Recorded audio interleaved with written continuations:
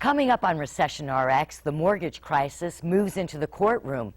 Good news, there are job openings for electricians. Plus, we'll get the latest hiring update from City Center. All the details coming up next.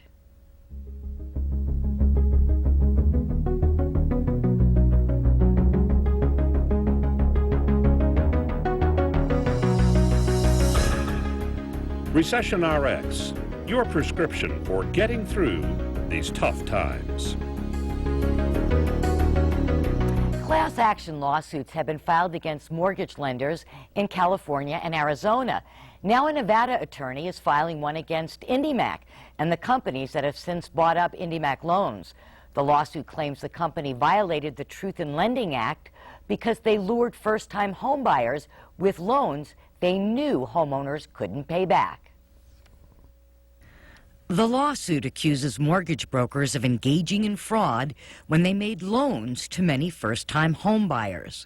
That many of these lending institutions, many of whom are now out of business, were so anxious to make that quick profit on the points on the loan that they were paid that they were willing to turn a blind eye to the risk that they were really luring a first-time home purchaser into making. And now Callister says many homeowners can't get a straight answer, often with disastrous results.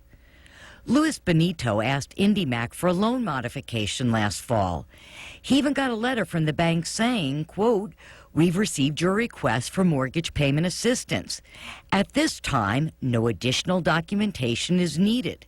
Please allow 30 days for you or your designated agent to be contacted. But even as Luis was reading the letter, the bank was already selling his home. Respectfully loss mitigation.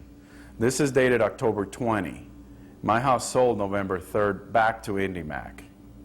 So this letter doesn't coincide with the sale because they didn't give me 30 days.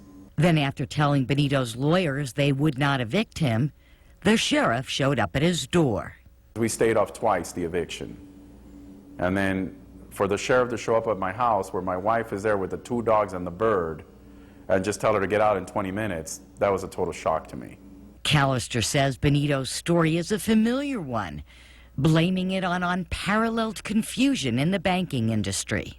Who owns my loan today?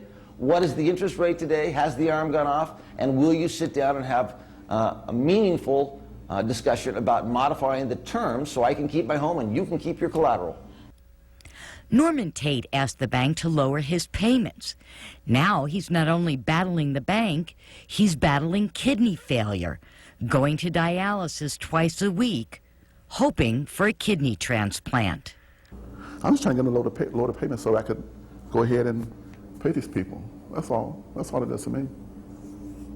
Are you worried if it doesn't get modified, you're going to lose your home? Yes, definitely. That's a big upfront on my mind.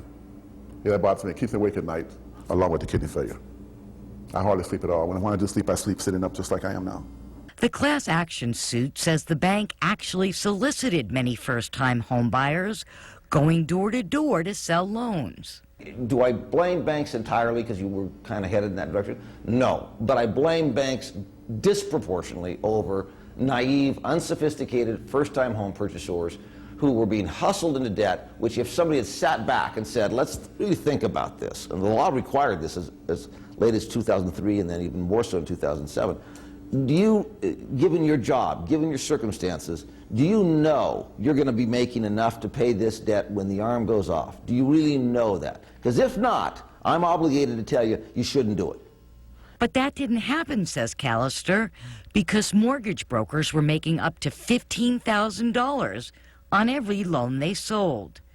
As for Norman Tate, he says the bank knows he's ill, but still won't modify his loan. Like I said, they already know that, but certainly I'd like to reiterate that. A very serious illness. I mean, it's a matter of life and death for me.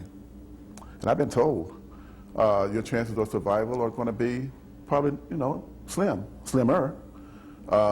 This transplant may never come. You can't allow yourself to to go back and feel like there's no hope. That's what would kill you quicker than anything else. Yes, I have hope.